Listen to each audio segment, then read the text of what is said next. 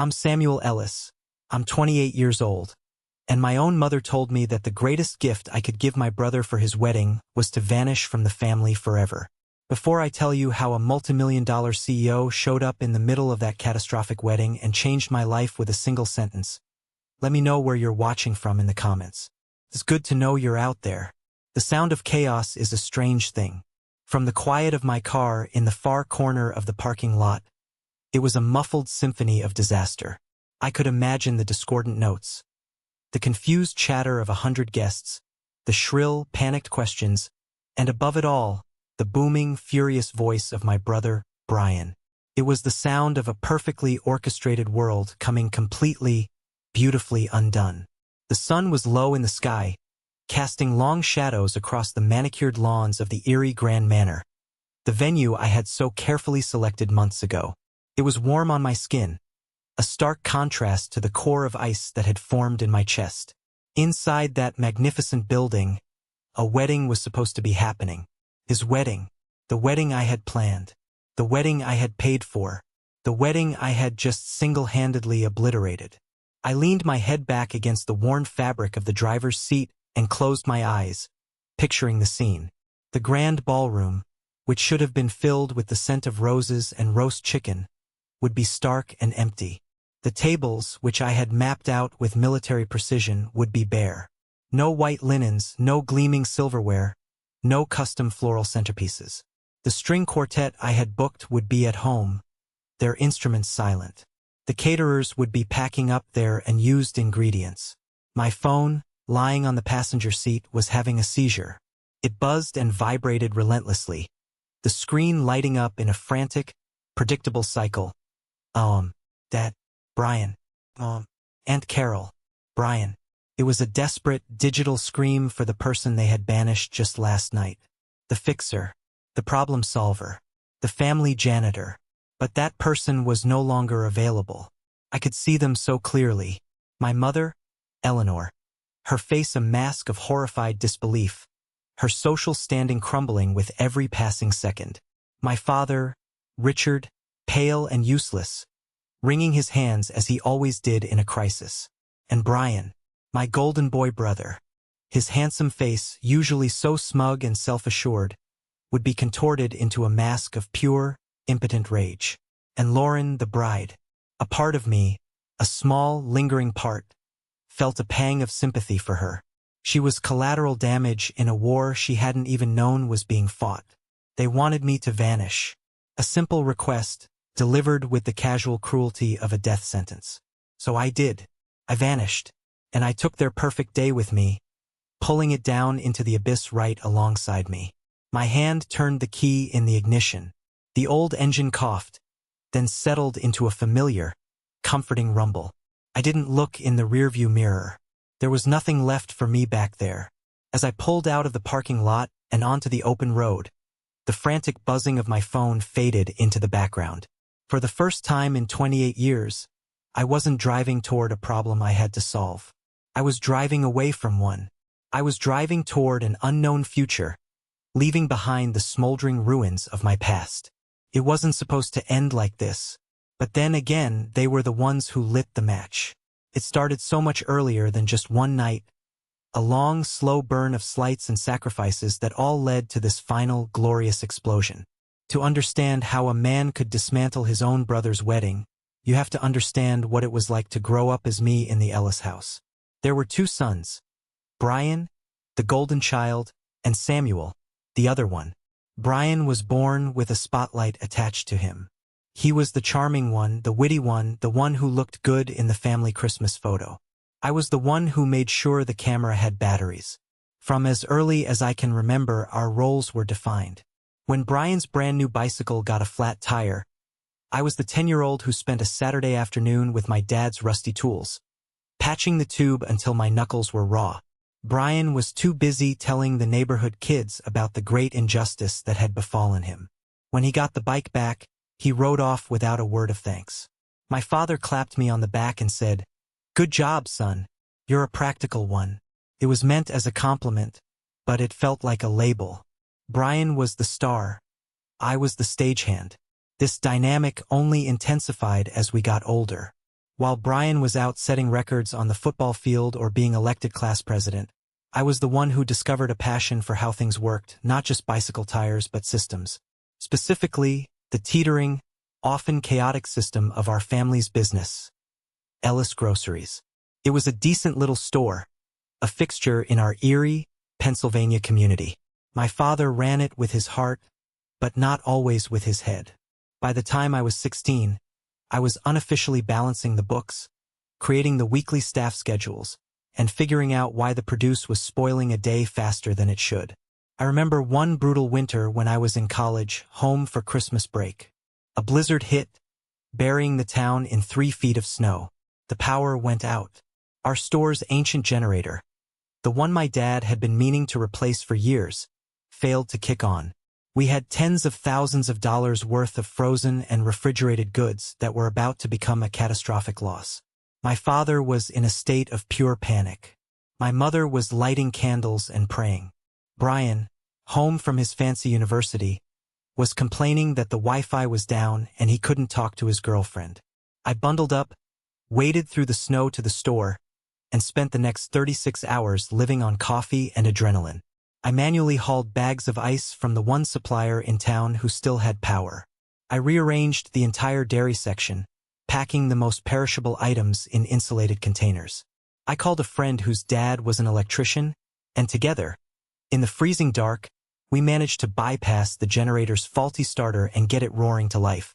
I saved the inventory, every last bit of it. When the power was restored and the roads were cleared, my family came to the store. Brian walked in, looked around and said, "Wow, didn't lose anything. Lucky break, huh?" Later that night, at the dinner table, my father raised a glass. "To Brian," he announced. "Just got his semester grades. Straight A's. He's gonna make one hell of a lawyer someday. He's the one who's going to make the Ellis name mean something." They all cheered. I sat there, my hands still aching from hauling ice, my body running on empty, and I was completely, utterly invisible. It wasn't malice, not exactly. It was worse. It was a complete, unthinking blindness to my existence beyond my function. My friend Noah, who saw the whole thing, put it best. "They're not just taking you for granted, Sam," he told me later, his voice filled with a frustration I couldn't yet allow myself to feel. "They've built their entire family reality around the idea that Brian is the asset and you are the utility. And you just keep paying the bill." I just shrugged it off as always. They were my family. What else was I supposed to do? By the time I was 25, I had managed to build a small, respectable life for myself, separate from the gravitational pull of my family. I had taken my knack for systems and turned it into a freelance marketing career. I was good at it. I found a niche helping struggling small businesses in the tri-state area find their footing. I could walk into a failing bakery or a forgotten hardware store and see the potential, the story they weren't telling. I'd build them a new website, run a targeted social media campaign, and get people walking through their doors again. It was fulfilling work. It was mine. Then came the opportunity that was supposed to be my big break. Vance Corporation, a national grocery chain, was launching a massive regional initiative. They wanted to partner with local farms and producers, and they needed a marketing strategist who understood that world, someone who could bridge the gap between corporate and community. It was a dream job.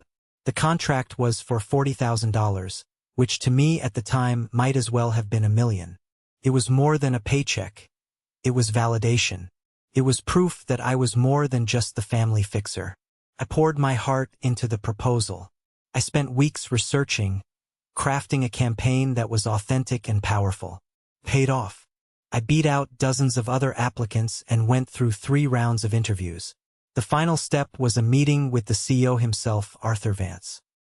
He was an intimidating, sharp-as-a-tack man who saw right through any corporate fluff. We connected. He saw my passion. At the end of the meeting, he shook my hand and said, "We'll be in touch soon, Mr. Ellis. Very soon." I walked out of that skyscraper feeling 10 feet tall. I was on the brink of everything I had ever wanted. The email arrived 2 days later. It was from Arthur Vance's assistant. He wanted to schedule a final call to go over the contract details and make a formal offer. My hands were shaking as I typed my reply. That afternoon, my phone rang. It was my mother. I answered, expecting to share my good news. I never got the chance. Her voice was a thin, reedy thread of panic. "Samuel, you have to come home." My stomach dropped. It was the voice she used when the plumbing burst or the taxes were overdue. It was her "we need the fixer" voice. "What is it, Mom? Is Dad okay?" "He's fine, but the store, it's a mess. The suppliers are threatening to cut us off. We took out a second mortgage to cover payroll last month. We're going to lose it, Samuel. Your father's legacy, everything, it's all going to be gone." The words hit me like a physical blow. I had known they were struggling, but I had no idea it was this bad. "What about Brian?" I asked, a familiar, futile question. "He's a lawyer. Can't he look at the contracts? Negotiate with the suppliers?" "Oh, you know Brian," she said, her voice dismissive. "He's building his career. He can't get bogged down in this. This is more your area of expertise. You always knew how to make things work." There it was again. My function. My purpose. I looked at the email from Vance Corporation on my computer screen, the promise of my future shimmering right in front of me. Then I looked at the phone in my hand, the call from a past that refused to let me go. Noah's voice echoed in my head. "Don't do it, man. This is your chance. Let them fail." But I couldn't. My father's face swam in my mind's eye, the proud man he was, reduced to losing everything he'd ever worked for. My mind was a battlefield. My dream versus their reality. My future versus their past. It was no contest, really. I had been trained for this my whole life. With a heart that felt like a block of lead, I sat down and composed the hardest email of my life. I wrote to Arthur Vance's assistant, withdrawing my name from consideration due to a sudden, severe family emergency. I gave no details. I just clicked send and watched my future evaporate into the digital ether. 2 days later, I was back in Erie, standing not in a boardroom, but in the bleak, dusty backroom of a failing grocery store, the weight of my family's world squarely on my shoulders once again. The next year was a brutal, relentless grind. I treated the rescue of Ellis Groceries like a military campaign. I slept in my old childhood bedroom, and my days were a blur of spreadsheets, phone calls, and sheer, stubborn effort. I used every strategy, every trick I had planned to use for Vance Corporation, and poured it all into our little store. I started with the bleeding. I met with every single one of our suppliers. These were men my father had known for decades, but relationships don't pay the bills. I didn't go in with excuses. I went in with a plan. I showed them my new marketing strategy, my sales projections, my cost-cutting measures. I was brutally honest about our situation, and I laid out a clear, step-by-step path back to solvency. I negotiated extended payment terms, smaller, more frequent orders to manage cash flow, and in some cases, consignment deals. Mr. Henderson, our main produce supplier and a notoriously tough old bird, listened to my entire pitch, looked me up and down and grunted. "Your old man should have handed you the reins 10 years ago. You've got a deal, son. But my contract is with you, not him." Next, I went after the customers. The store had gotten stale, forgotten. I orchestrated a complete rebranding. I designed a new, modern logo. I launched a Shop Local, Eat Fresh campaign on social media, featuring the stories of the local farmers we worked with, like Mr. Henderson. I started a weekly email newsletter with recipes and special discounts. I organized a weekend tasting event that brought in hundreds of new faces. It was working. Slowly, then all at once, the tide began to turn. The store started to feel alive again. The aisles were busy. The cash register, which had been collecting dust, began to sing. Within 18 months, we had paid off all our supplier debts. By the end of the second year, we were more profitable than we had been in Brian's entire lifetime. I had done it. I had pulled them back from the brink. I felt a deep, bone-weary satisfaction. I had sacrificed my dream, but I had saved my family. Surely now they would see me. The night of my supposed triumph was a family dinner. My mother cooked my favorite meal. My father opened a bottle of expensive wine. Even Brian was there, having driven in from Pittsburgh. This is it, I thought. This is the moment they say thank you. My father stood, his glass raised. My heart hammered in my chest. As you all know, he began, his voice thick with emotion, the last couple of years have been a roller coaster, but we've come through it stronger than ever. The store is thriving, and it's time to secure its future. He smiled, a wide, proud grin. That's why Eleanor and I have decided to officially hand over the management of Ellis Groceries to Brian. The wine glass in my hand felt suddenly heavy. The air rushed from my lungs.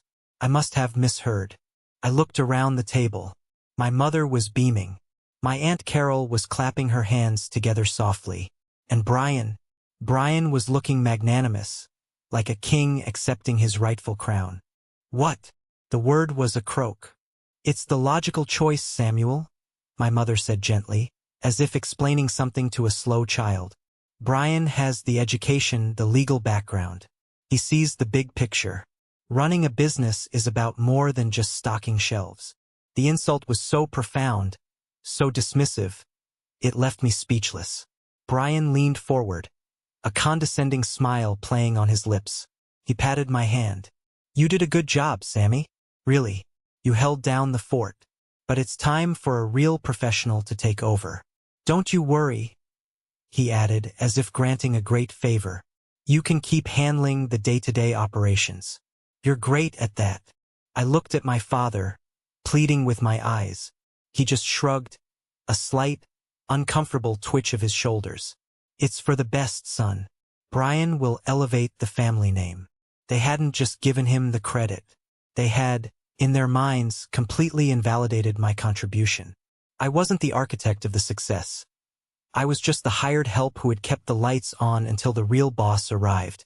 That night, the familiar ache of being overlooked curdled into something colder, something harder.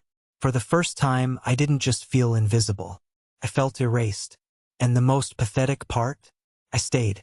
I went back to work the next day, a ghost in the machine I had built, hoping that one day, my work would finally speak for itself. It never did. Another 2 years slipped by in a haze of quiet resentment. I ran the store, managing inventory, staff, and suppliers with a quiet efficiency that made Brian look like a genius. He would breeze in on a Friday afternoon, clap a few employees on the back, sign some checks, and then take credit for the week's record sales in his report to my parents. I was his ghostwriter, his secret weapon, and he treated me with the casual disregard one might show a particularly useful piece of office equipment. Then came the announcement that sent a ripple of excitement through the family. Brian was engaged. His fiancée, Lauren Vance, was a genuinely sweet girl from a prominent family. Her only flaw, as far as I could see, was her complete inability to see Brian for the egotistical parasite he was. She was quiet, elegant, and seemed to worship the ground he walked on. And her father, I would later learn, was Arthur Vance. The same Arthur Vance whose job offer I had turned down all those years ago. The irony was so thick I could have choked on it. Of course, the wedding had to be the social event of the season in Erie. It was a chance for my parents to show off their successful son and his beautiful, well-connected bride. And, in a move of stunning, almost comical predictability, they turned to me to make it happen.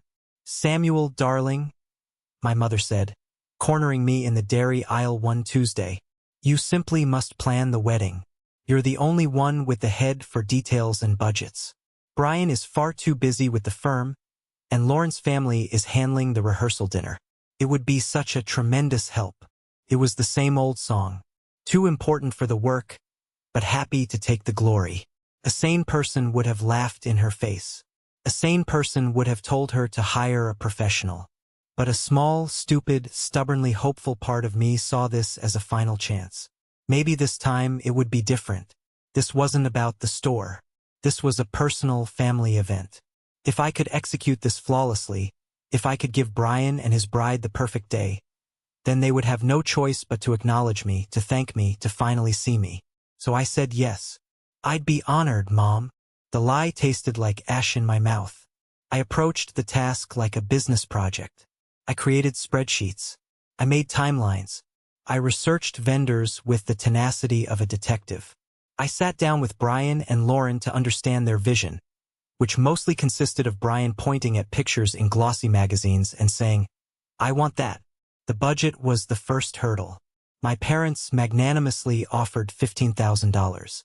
It was a generous amount, but not nearly enough for the kind of statement Wedding Brian had in his head. The initial quotes were coming in closer to $30,000. When I presented this reality to them, my father balked and Brian scoffed.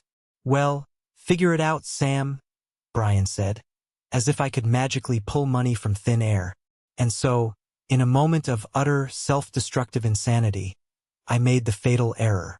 "I'll cover the difference," I heard myself say. "I have some savings. I'll put in $10,000. Consider it my wedding gift." The relief on their faces was immediate and absolute. Brian clapped me on the back. "See? I knew you'd handle it, little brother. You always do." That $10,000 was everything I had. It was my escape Erie fund, the nest egg I had been slowly rebuilding since the Vance Corporation fiasco, and I was lighting it on fire to throw a party for the brother who had stolen my career. With the budget settled, I went to work, and I was damn good at it. I found a breathtaking historic manor that had a last-minute cancellation. I negotiated a brilliant package deal with a caterer that included the cake and an open bar. I found a photographer with an artist's eye and a band that could get even my father on the dance floor. Every contract was scrutinized, every deposit paid promptly from my dwindling bank account. I had it all locked down. A champagne wedding on a beer budget. I presented the final, detailed plan to the family. It was perfect, elegant, impressive, and not a single dollar over our agreed-upon total. For a brief, shining moment, everyone was happy. Lauren was thrilled. My parents were proud. Even Brian seemed genuinely impressed. "Wow, Sam," he said. "This is actually perfect." That single word of praise was like a drug. It fed the desperate, starving part of my soul. I let myself believe that this time, things would be different. This time, my sacrifice would be worth it. The fragile piece of the perfect plan lasted for exactly 4 days. The first tremor that signaled the coming earthquake was, predictably, my Aunt Carol. She was my father's sister, a woman whose entire personality was built on a foundation of snobbery and one-upmanship. She came for Sunday dinner, listened to my detailed wedding plans with a pursed-lipped smile, and then proceeded to dismantle them, piece by piece. "A local band?" she said, her voice dripping with condescension as she sipped her wine. "Oh, Eleanor, no. That's a bit quaint. For a wedding of this caliber, for a man of Brian's professional standing, you need something more sophisticated." I was just at a fundraiser in Pittsburgh, and they had a string quartet. It was absolutely divine. So much more class. I saw the flicker in Brian's eyes. A seed had been planted. "A string quartet does sound pretty amazing," he mused, looking at me. "Brian, the band is already booked and the deposit is paid," I said, keeping my voice even. "A string quartet of the kind she's talking about would cost at least $5,000. It's not in the budget." "Oh, Samuel, don't be such a stick in the mud," my mother chided instantly. "This is his wedding day. A little extra for some elegance is worth it. Just make it work." "Make it work" became the soundtrack to my personal hell for the next 2 months. It was the answer to every ludicrous, budget-busting demand that followed. After the string quartet came the flowers. The beautiful, locally sourced arrangements I had planned were suddenly deemed common. Brian, after a conversation with Aunt Carol about a society wedding she'd read about, decided he absolutely had to have white orchids. Flown in from Hawaii. "It's about the aesthetic, Sam," he explained, as if I were a simpleton. "It's a look. It's prestige. It's also $3,000 for flowers that will be dead in a day," I countered, my voice tight. "And the carbon footprint is insane. Don't ruin your brother's vision with your politics," my father grumbled from behind his newspaper. "Just make it work." The demands snowballed into an avalanche of entitlement. Lauren, bless her heart, would occasionally protest, saying, "Oh, Brian, that sounds like a lot." But she would immediately fold the second he applied any pressure.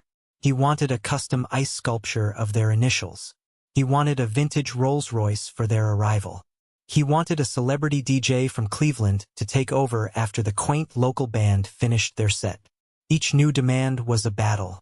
I would present the cost, the logistical nightmare, the simple fact that the money was not there. And each time, I would be met with the same wall of indignation. "Why are you making this so difficult?" my mother would ask, her face a mask of disappointment. "It's like you want my wedding to be second-rate," Brian would accuse, his voice filled with venom. "Are you that jealous of my happiness?" The accusation of jealousy was the knife they twisted most often. It was their go-to explanation for my fiscal responsibility. They couldn't conceive of the idea that I was simply trying to adhere to the budget we had all agreed on. In their minds, my practicality was a personal attack, a manifestation of my deep-seated resentment of his success. The irony was, they were the ones creating the resentment with every single entitled demand. I was exhausted. I was working 60-hour weeks at the store to make Brian look good, and spending every spare moment fighting with him about his wedding. The $10,000 from my savings was long gone, spent on deposits for things we didn't need.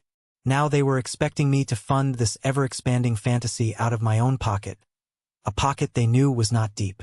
The dream of a thank you had long since died. Now, my only goal was survival. Just get to the wedding day, let it happen, and then, finally, be free. The night before the wedding was meant to be a final, calming family dinner at my parents' house. The calm lasted until the dessert plates were cleared. I was running on 4 hours of sleep and a gallon of caffeine. I had spent the entire day on the phone, soothing the ruffled feathers of a florist who was furious about the last-minute orchid demand and a venue manager who was asking pointed questions about the growing list of unauthorized vendors. All I wanted was to eat, go home, and fall into a coma until my alarm went off the next morning. Brian, however, was practically vibrating with a manic, last-minute energy. He tapped his fork against his water glass to get everyone's attention, a smug, self-satisfied smile on his face. "Okay, team," he began, as if we were in a corporate huddle. "I've had a stroke of genius. A final touch to elevate the entire experience tomorrow." I felt a familiar, cold dread snake up my spine. "First," he announced, "I think we need a lobster tail station for the late-night snack. Chicken is just so basic. Second, I was tasting the champagne we ordered, and it's fine, but it's not great. Dad, we should get a few cases of that vintage stuff you love. And finally, and this is the big one, a friend of a friend knows a guy who does wedding photography for pro athletes. He's available tomorrow. We have to have him. Imagine the pictures." I stared at him, my mind struggling to process the sheer, breathtaking audacity. It wasn't just one demand. It was a triple-decker sandwich of financial insanity.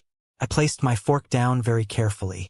"Brian," I said, my voice dangerously low. "No." He blinked, genuinely surprised by my flat refusal. "What do you mean, no?" "I'm not asking, I'm telling. It's my wedding.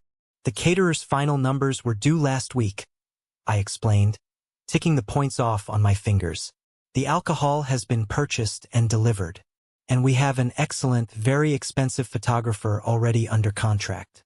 There is no more money. The budget, the one I paid for, is gone. It is over. We cannot add a single thing." Brian's face, which had been beaming with excitement, contorted into an ugly, familiar sneer. "The one you paid for?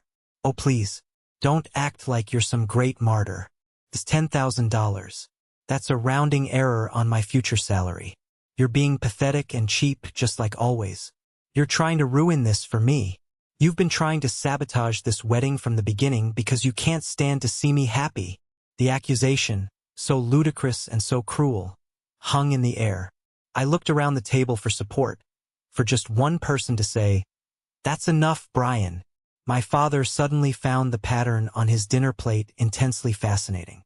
Aunt Carol nodded in agreement with Brian. And my mother looked at me. Her face was not angry. It was not sad. It was cold. Utterly, glacially cold. She set her wine glass down with a soft click. "Samuel," she said, and her voice was as chilling as her expression. "Your brother has a point. You have been needlessly difficult through this whole process. Honestly, at this point, the greatest gift you could give your brother for his wedding is you vanishing from this family. Forever. The world stopped. The cheerful ticking of the grandfather clock in the hall seemed to grow louder, marking the seconds of my own execution. Vanishing. Forever. It wasn't a threat. It wasn't an insult hurled in the heat of the moment. It was a calculated statement of my worth. 0. It was a severance package for 28 years of service. Something inside me, the part that had spent a lifetime absorbing blows, swallowing insults, and hoping for praise, didn't just break. It turned to dust and blew away. And in its place was a vast, silent, and terrifying emptiness. I didn't argue. I didn't defend myself. I didn't cry. I slowly, deliberately, pushed my chair back from the table. I stood up. I looked at each of their faces. Brian's triumphant smirk, my father's cowardice, my mother's icy dismissal. I didn't say a single word. I turned my back on them, walked out of the dining room, down the hall, and out the front door into the cool night air. The click of the door closing behind me was the last sound I ever wanted to hear from that house. It was the sound of a final, irrevocable full stop. The inside of my car was a sanctuary of silence. I didn't turn on the radio. I didn't know where I was going. I just drove. The familiar streets of my hometown unspooled before me like a movie I had seen too many times. Every corner held a memory, and tonight, every memory was tainted. There was the park where I scraped my knee and my dad carried me home. There was the movie theater where I'd taken my first date. There was the grocery store, Ellis Groceries, a monument to my greatest sacrifice and my biggest mistake. Vanishing. Forever. The words weren't echoing anymore. They had settled, heavy and cold, in the pit of my stomach. My mother's voice, her calm, measured delivery. It was a clinical assessment, a problem identified, and a solution proposed. I was the problem. Vanishing was the solution. For the first hour I was numb, a hollowed-out shell just going through the motions of driving. My hands were steady on the wheel, my eyes on the road. But my mind was a blank, white static. Then, the numbness began to recede, and the pain flooded in. It was a deep, tearing agony, the pain of a limb being amputated without anesthesia. I thought of every sacrifice, big and small, the patched bicycle tire, the nights spent studying the store's finances, the 36-hour marathon during the blizzard, the Vance Corporation contract, the dream I had killed with my own hands. I had done it all for them, for their approval, for their love, and it had all amounted to less than nothing. I had to pull over. The tears came so violently I couldn't see the road. I parked on the gravel shoulder of a dark, deserted country road, the engine ticking in the sudden silence, and I let myself shatter. I pounded my fists on the steering wheel, a raw, guttural sound of pure anguish tearing from my throat. It was the sound of a lifetime of being invisible, of being second best, of being the useful, disposable son. I wept for the boy who just wanted his parents to be proud of him, and for the man who had finally realized they never would be. The storm passed. The tears subsided, leaving behind a landscape of ruin and a strange, cold clarity. The pain was still there, but it had been burned clean by the rage. They didn't see me as a son. They saw me as a tool that had just been told it was no longer needed. And that's when the new thought began to form. It started as a whisper, a flicker of rebellion in the darkness. They wanted me to vanish. Okay, I would vanish, but I wouldn't go quietly. I wouldn't just fade into the background like I always had. If a tool is removed from a machine, the machine stops working. I was the tool that had built their perfect wedding. What would happen if I just took myself away? A slow, humorless smile touched my lips, felt alien on my face. They wanted a gift, the gift of my absence. Fine. I would give them exactly what they asked for. I would give them an absence so profound, so complete, it would swallow their perfect day whole. My hand, now perfectly steady, reached for the phone. I ignored the litany of texts and missed calls that had already begun. I scrolled to the bottom of my contacts list and hit the name, Noah. He picked up on the first ring, his voice laced with concern. Sam? It's after midnight. Everything okay for tomorrow? I took a deep breath, the cold night air filling my lungs, feeling like the first clean breath I'd taken in years. You know how you've been telling me for 10 years that I'm a doormat? I said, my voice eerily calm. Yeah. Well, I said, the grim smile audible in my voice. The doormat is about to get up and walk away, and it's going to take the whole damn front porch with it. I found a cheap, anonymous motel off the highway, the kind with flickering neon signs and questionable bedspreads. It was perfect. I didn't sleep. I sat on the edge of the stiff mattress, drinking bitter, black coffee from a styrofoam cup, and I planned. There was no rage in my actions now, just a cold, methodical precision. I opened my laptop, pulled up the folder labeled Brian's wedding, and arranged all the contracts and invoices in the order I would need them. I was dismantling a bomb I had built myself, and I knew exactly which wires to cut, and in what sequence. At 7:59 a.m., I took a final sip of coffee. Showtime. My first call was to Deborah, the events manager at the Erie Grand Manor. She was a cheerful, efficient woman I developed a good rapport with over the past few months. She answered with a chipper, Erie Grand Manor. Deborah speaking. Deborah, good morning. It's Samuel Ellis. Sam, the man of the hour. Well, the brother of the man of the hour, she laughed. Are you all ready for the big day? Actually, Deborah, there's been a significant change of plan, I said, my voice calm and level. I'm calling to inform you that the Ellis-Vance wedding scheduled for today has been canceled. The silence on the other end of the line was so complete I thought the call might have dropped. I'm sorry, she finally said, her voice a squeak. Canceled? Sam, it's 8 o'clock in the morning. The wedding is in 6 hours. Our staff is already on their way in. I understand the inconvenience, I said, my tone unapologetic. It is an unforeseen family emergency. As per our contract, Section 7B, cancellations within 24 hours result in the forfeiture of the full deposit. I am aware of this and I am authorizing it. Please consider this my formal and final notification. But the bride? The groom? Shouldn't I speak with your parents? She stammered, clearly in shock. No, I said, my voice firm, cutting off any room for argument. You will not. The contract is in my name. The deposit was paid from my bank account. The decision is mine. The event is canceled. Thank you for your services up to this point. I hung up before she could formulate another question. My heart was pounding, but not with fear. It was a thrill, a surge of pure, unadulterated control. The next call was to the caterer, a gruff but fair man named Sal. I gave him the same speech. He whistled. Wow, kid, that's cold. But hey, you paid the deposit, it's your call. More roast chicken for my staff, I guess. The florist was more dramatic. But the orchids, the Hawaiian orchids have just arrived. I'm very sorry to hear that, I said, and to my surprise, I actually was. It wasn't her fault. The deposit is yours to keep, of course. One by one, I went down the list.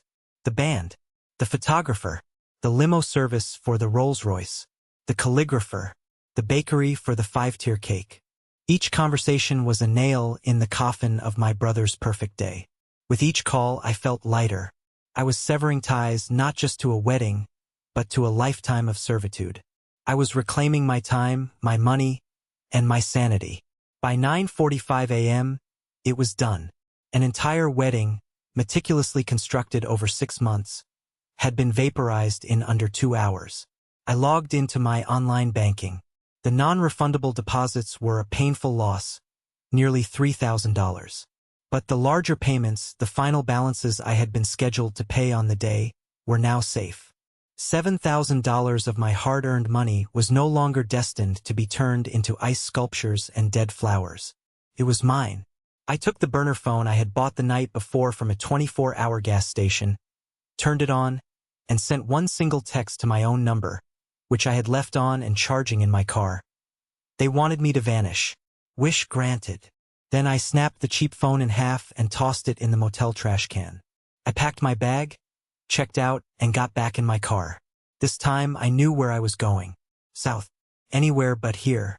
The first sign that the carefully constructed universe of the Ellis family was about to implode came at precisely 11:02 a.m.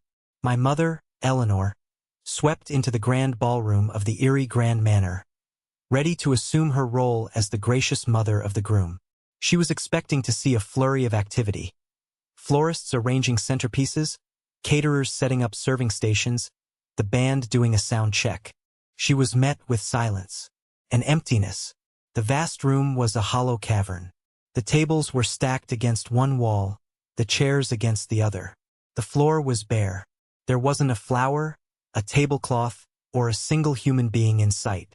Her first reaction was confusion, then irritation. She marched through the hall to the manager's office, her heels clicking an angry rhythm on the polished floor. She found Deborah, the events manager, sitting at her desk, looking as though she'd seen a ghost. "Deborah, what on earth is going on?" my mother demanded, forgoing any pleasantries. "Where is everyone? The wedding is in a few hours. This is completely unacceptable." Deborah looked up, her eyes wide with a mixture of pity and fear. "Mrs. Ellis," she began, her voice trembling slightly. I don't know how to tell you this. I received a call this morning. From your son. From Samuel." "Samuel?" my mother repeated, confused. "What does he have to do with this?" "He canceled, Mrs. Ellis," Deborah said, the words tumbling out in a rush. "He canceled the entire event. He was very specific. He cited the contract. He said it was a family emergency." My mother stared at her, her mind refusing to process the information. "Canceled? That's impossible. It's a joke. It must be some kind of horrible, childish prank. He wouldn't dare." She fumbled for her phone, her hands shaking. "I'll call him right now and sort this out." But the call went straight to voicemail. So did the next one. And the one after that. By the time my father and Brian arrived at noon, my mother was in a full-blown panic.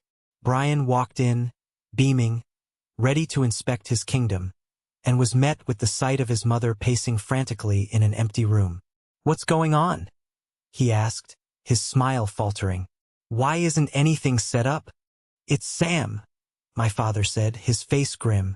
He'd been on his own phone trying to reach the caterer. "He did this. He called every single vendor and canceled. Sal said he was calm as a cucumber, told him to keep the deposit and that the wedding was off." "He what?" The roar that erupted from Brian's chest was primal. It was the sound of a golden god discovering he was mortal after all. "That little bastard. That insignificant little worm. How dare he? I'll ruin him. I'll have his job. I'll get him disbarred." "He doesn't have a job to lose, and he's not a lawyer," my father reminded him numbly. The first guests began to arrive shortly after 2 o'clock, walking into a scene of utter chaos.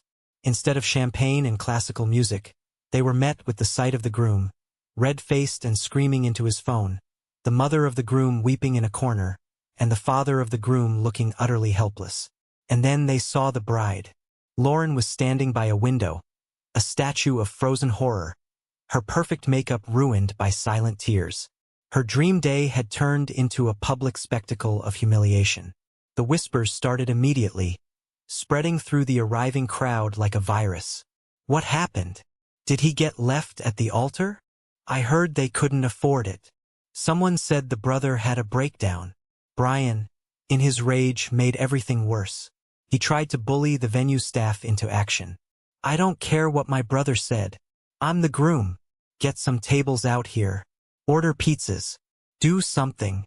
Deborah, her patience finally exhausted, confronted him. "Sir, your family's contract was with your brother. He canceled it. As of 8:05 this morning, you have no event booked here. Frankly, you and your guests are trespassing. I'm going to have to ask you to leave." The words hung in the air, a final, brutal humiliation. The wedding wasn't just ruined. It had been legally and officially erased from existence. My family, who had worshipped at the altar of appearances their entire lives, were now the stars of the most mortifying social disaster Erie had seen in decades. And the person they had told to vanish had done just that, leaving behind a black hole that had consumed their entire world. Into this vortex of chaos and humiliation, a long, black limousine glided to a silent stop at the manor's entrance. The chauffeur, looking crisp and professional, opened the rear door. A man in a flawlessly tailored charcoal suit stepped out. He was in his late 50s, with a commanding presence and an air of authority that made people instinctively stand up straighter. It was Arthur Vance, the CEO of Vance Corporation, and, more importantly, the father of the bride. He strode into the lobby, his sharp eyes taking in the entire disaster in a single sweeping glance. He saw the bewildered guests whispering in clumps. He saw my weeping mother and my shell-shocked father. He saw Brian, who was still sputtering with rage. And he saw his daughter, Lauren, standing alone, a tragic figure in white. His face remained impassive, but his voice, when he spoke, cut through the noise like a shard of ice. "Lauren, can someone please explain to me what in the hell is going on?" Lauren ran to him, her composure finally shattering into 1,000 pieces as she collapsed into his arms. "Daddy, it's a nightmare," she sobbed. "Everything's gone. Sam, Brian's brother, he canceled everything this morning. They had a fight last night." Brian, seeing a powerful potential ally, immediately rushed over, shifting into his most earnest and victimized persona. "Mr. Vance, thank God you're here. This is all my brother's doing. He's deeply unstable, sir, consumed by jealousy. He's done this purely to sabotage my happiness and embarrass our family." My father, seeing his cue, chimed in. "It's true, Arthur. The boy has always been difficult. We are mortified that you and your family have been dragged into this. We will handle him, I assure you." Arthur Vance listened, his gaze unblinking. He held his daughter, gently stroking her hair, but his eyes were fixed on my family. He let the silence stretch, his lack of response more unnerving than any outburst would have been. Finally, he looked down at Lauren. "A fight?" he asked softly. "What was the fight about?" Lauren, finding strength in her father's presence, took a shaky breath. "It was about money," she said, her voice growing stronger. "Brian wanted to add more things to the wedding, expensive things. Sam said he couldn't. He said he had already spent $10,000 of his own money. Then his mother." Lauren looked at my mother with a flash of anger. She told him that the best gift he could give Brian was to vanish from the family forever. The ugly words, repeated in the quiet hall, seemed to suck all the air out of the room. The remaining guests stared, mouths agape. Arthur Vance's expression hardened. A flicker of something, disgust, perhaps, crossed his face. He looked at Brian, then at my parents. He seemed to be studying them, dissecting them with his gaze. Then, a look of dawning recognition. "Samuel," he said slowly, testing the name. "Samuel Ellis. I know that name." He turned his full attention to my father.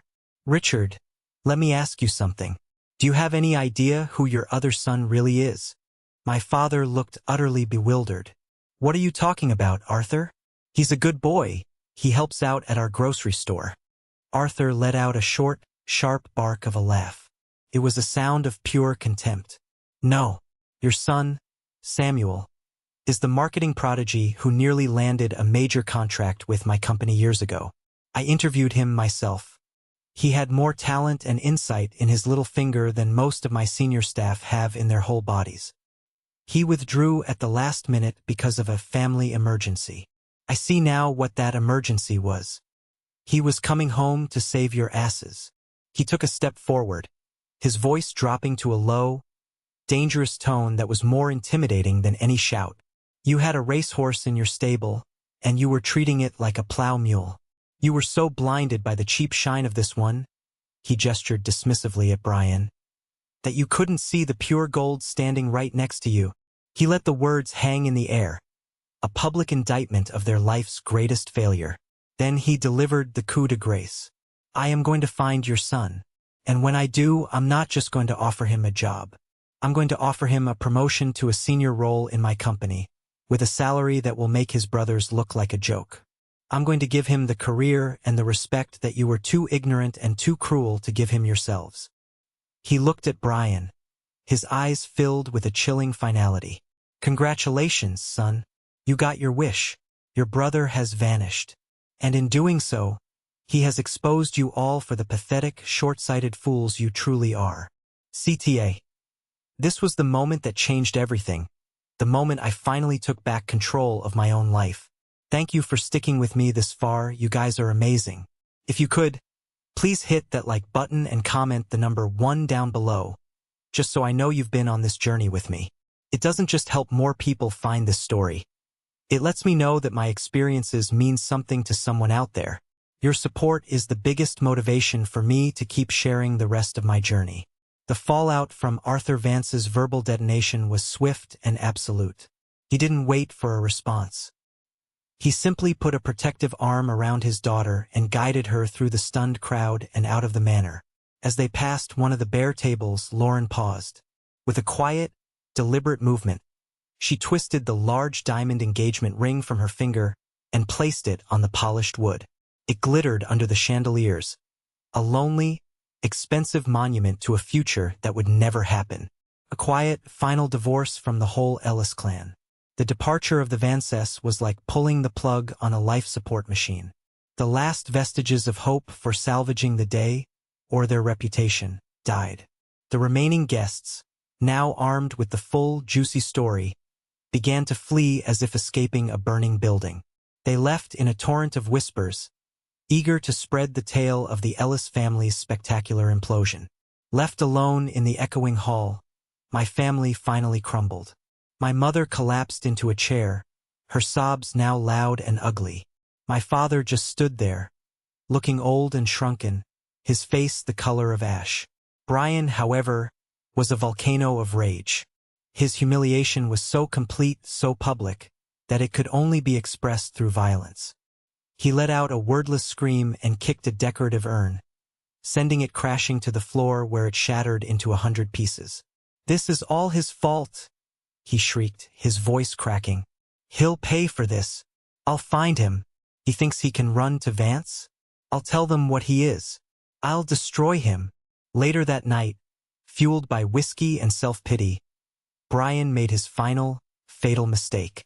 He logged onto the Erie Community Web Forum, a place usually reserved for discussing lost pets and local bake sales, and he unleashed a torrent of vitriol. He wrote a long, self-serving post, painting me as a deranged, mentally ill monster who had meticulously planned the destruction of his wedding out of a lifetime of bitter jealousy. He played the victim card with the skill of a seasoned actor, hoping to win the sympathy of the town. For about an hour, it seemed to work. A few of their close friends and relatives posted supportive comments. "That's monstrous. We're so sorry, Brian. Your brother needs professional help." But then the eyewitnesses began to log on. One of Lauren's bridesmaids was the first. She wrote a calm, detailed account of the fight she had overheard the night before, including my mother's vanishing comment. Then another guest commented, "I was there. I heard what Mr. Vance said. Brian's brother saved their business, and they treated him like dirt." Soon, a floodgate opened. Story after story poured in, from former employees of the grocery store, from neighbors, from old high school classmates. They told stories of my long hours, of Brian's arrogance, of my parents' blatant favoritism. Brian's attempt to control the narrative had backfired spectacularly.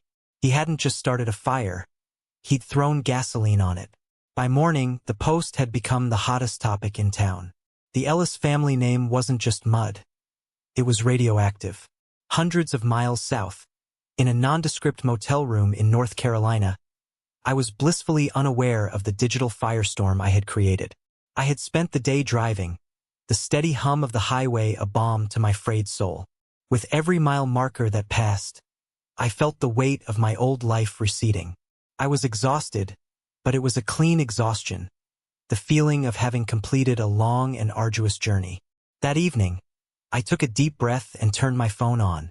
It immediately exploded with a backlog of notifications. I bypassed the dozens of angry voicemails and texts from my family and went straight to a message from Noah. Holy crap, dude. You need to see the Erie forum. You're a folk hero. Also, call me ASAP. With a sense of detached curiosity, I pulled up the website. My jaw dropped. I spent the next hour scrolling through the thread, watching my family's public execution in real time. I saw Brian's desperate, lying post, and the avalanche of comments that buried him. It was surreal.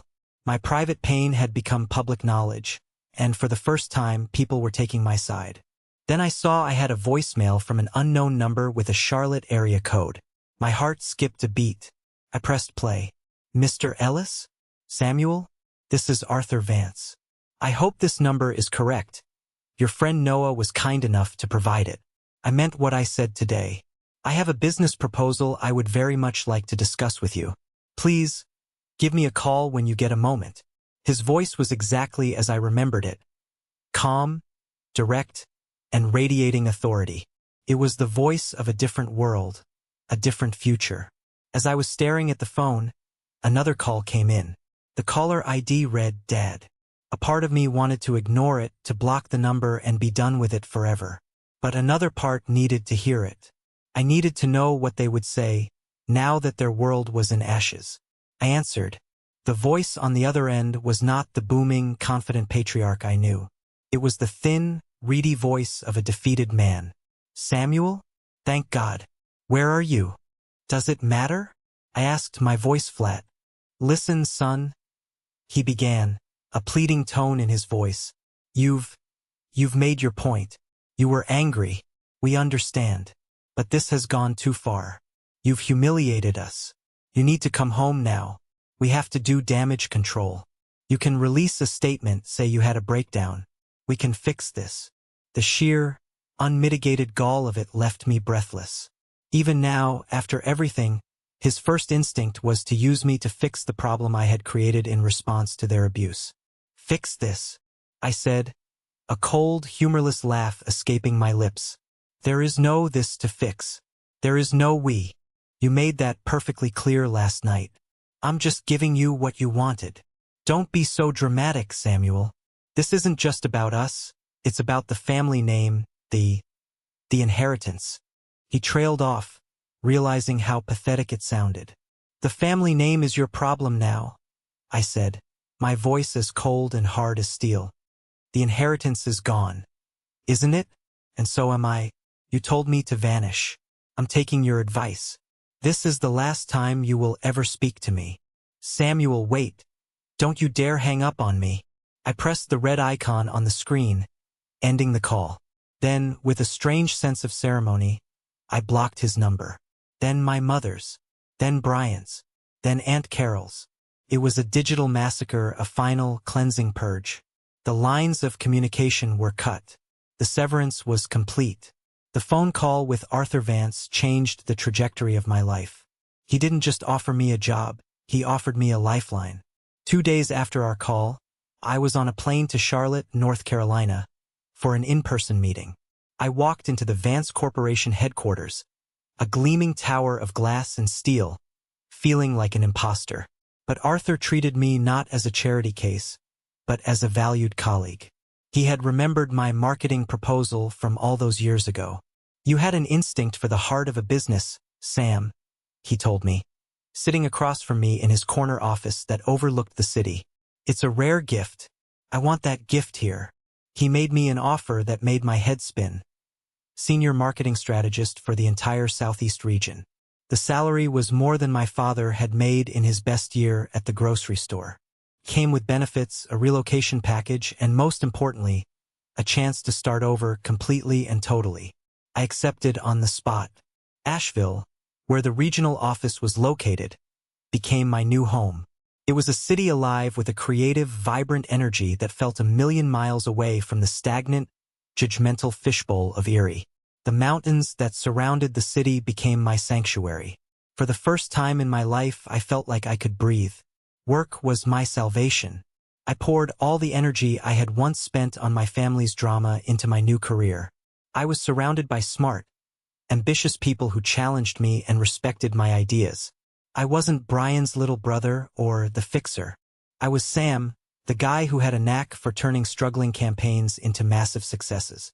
Arthur became a mentor, taking me under his wing, teaching me the nuances of corporate strategy and, more importantly, how to value my own contributions. The promotion he had promised in that chaotic wedding hall became a reality after my first year, when he made me director. I started building a life outside of work. I found a small apartment with a balcony where I could watch the fog roll over the Blue Ridge Mountains in the morning. I found a local coffee shop where the owner, a sharp, funny woman named Sarah, became my first real friend. We'd talk for hours about everything and nothing. She knew I had a painful past, but she never pushed.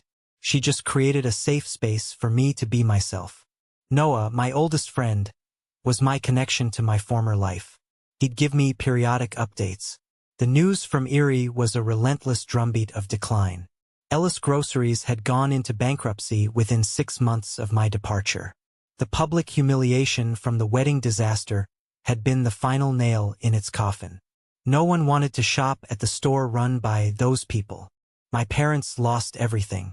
They had to sell their big house, the one they had been so proud of, to settle their debts. They moved into a cramped, depressing apartment complex across town.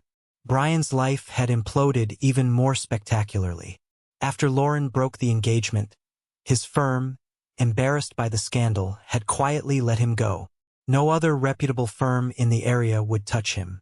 The last Noah had heard, Brian was working at a local hardware store, a bitter, angry shell of the golden boy he had once been. Hearing this news didn't bring me the satisfaction I thought it might. There was no joy in their misery.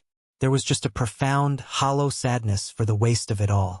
They had destroyed their lives, and nearly destroyed mine, in their worship of a false idol. But my sadness was distant now, like watching a sad movie about people I used to know. My life was here in Asheville in the clean mountain air. I was building something new, something that was entirely my own, from the ashes of the life they had burned down. Just as I began to feel truly settled, truly free, a piece of the past found its way to my new address. It was a letter, forwarded by Noah, with my mother's familiar, elegant handwriting on the envelope. My hands trembled as I held it. Part of me wanted to throw it directly into the trash, unopened. But the ghosts of guilt and obligation are hard to exorcise completely. I slid it open.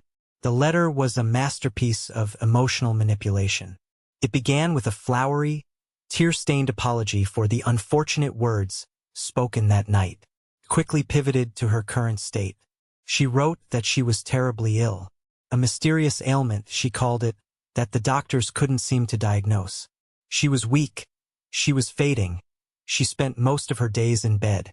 My father was lost, struggling to cope. Brian was a broken man, consumed by depression. Then came the hook.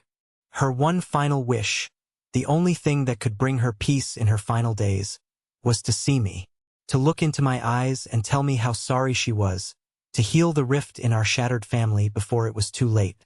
It was so perfectly crafted to prey on my oldest insecurities, my lifelong role as the caretaker. It sent a spear of guilt straight into my heart. What if it was true? What if she was really dying? Could I live with myself if I let her die alone, believing her son hated her? The old programming kicked in. The urge to fix, to soothe, to take away their pain was a powerful current, threatening to pull me back under. I was so conflicted that I took the letter to Sarah's coffee shop. I needed an outside perspective. She read it silently, her expression unreadable. When she finished, she folded it carefully and handed it back to me. "Sam," she said, her voice gentle but firm, "I'm not going to tell you what to do, but as an objective observer, this letter has more red flags than a communist parade." Mysterious ailment? Fading away? Healthy people don't talk like that. Desperate manipulators do. She's not asking for forgiveness. She's issuing a summons. Her words helped to clear some of the emotional fog. Later that day, I mentioned it to Arthur during one of our weekly check-ins. He listened intently, then leaned back in his chair. "Let me tell you a story, Sam," he said. "Early in my career, I had a business partner who screwed me over. A year later, he came back, full of apologies, claiming his company was on the verge of collapse and he needed my help to save it for his family. I almost fell for it. Then I did my due diligence. It turned out his company was fine. He just wanted my expertise to land a big contract he couldn't get on his own. He looked me straight in the eye. People show you who they are, Sam. It's our job to believe them the first time. The final piece of the puzzle, the one that obliterated any lingering doubt, arrived in my inbox that night. It was an email from Lauren Vance. We had exchanged a few polite messages over the past year, but this one was different. "Hi Sam," she wrote. "I hope you're doing well. I heard from a mutual acquaintance that your mother might be reaching out to you. I feel like you deserve to know the truth. I had lunch with my aunt last week, who is in the same book club as your mother. According to her, your mother is in perfect health, but is absolutely miserable because she's been ostracized from her social circle. She's desperate to create a story of family reconciliation to try and salvage her reputation. Also, my father's lawyer came across something during the initial financial fallout after the wedding was canceled. He thought you should have it. He said it might be useful if there were ever any lingering legal or financial ties regarding the family business or a potential inheritance dispute." Attached to the email was a PDF. It was a collection of bank statements from the Ellis Groceries business account, dating back 5 years. They clearly showed a pattern of systematic embezzlement. Dozens of large, round-number withdrawals, all signed by Brian. He had been siphoning money from the store for years to fund his expensive lifestyle. The financial crisis that had destroyed my dream career wasn't just a result of mismanagement. It was felony theft, and my parents had known. They had covered for him, then called me home to unknowingly clean up the evidence and bail out their golden boy criminal. I stared at the screen, at the black and white proof of their ultimate betrayal. It was so much worse than I had ever imagined. The letter in my hand wasn't a plea for forgiveness. It was an accessory to a crime. I walked over to my shredder, fed the letter into the slot, and listened to the whining blades tear my mother's lies into 1,000 meaningless pieces. The last ghost of my past had finally been laid to rest. It's been 2 years now since that fateful day. My life in Asheville feels like the only real life I've ever had. The man who drove away from Erie in a haze of pain and rage feels like a character in a book I read a long time ago. I am happy. It's a quiet, steady kind of happiness, not the frantic, fleeting joy I used to chase. It's the peace that comes from building a life on a foundation of self-respect instead of the quicksand of others' approval. My work at Vance Corporation continues to be challenging and rewarding. Arthur Vance has become more than a boss. He's a mentor and a true friend. My friendships with Sarah and Noah are the cornerstones of my life. We've formed our own little family, one built on mutual respect, laughter, and showing up for each other, no questions asked. We spend holidays together, go on weekend hiking trips, and navigate the ups and downs of life as a team. I hear whispers about my old family from time to time through the grapevine. The stories are always sad and pathetic. My parents live like hermits, prisoners of the shame they brought upon themselves. Brian, I heard, finally lost his job at the hardware store and moved to another state, hoping to escape his reputation. They are all living in the wreckage of a world they burned down themselves. I feel a distant pity for them, but nothing more. They are no longer my burden to carry. I learned the hardest and most valuable lesson of my life. You cannot force people to value you. You can only choose to value yourself. Walking away from them wasn't an act of revenge. It was an act of survival. Vanishing from their lives was the only way I could finally become visible to myself. This morning, I was standing on the summit of a mountain trail, the cool, clean air filling my lungs. The sun was just beginning to rise, painting the whole world in shades of orange and pink. It was beautiful and it was peaceful. I pulled out my phone to capture the moment, and I saw a notification. A friend request on social media. The name was Eleanor Ellis. My mother. 2 years ago, that notification would have sent my heart into a frantic rhythm. It would have opened the floodgates of guilt, anger, and turmoil. But this morning, standing on top of the world, I just looked at it. I saw it for what it was. A ghost knocking on a door that was no longer there. A final, desperate attempt to pull me back into a story that had already ended. With a calm, steady finger, I pressed decline. Then I blocked the profile.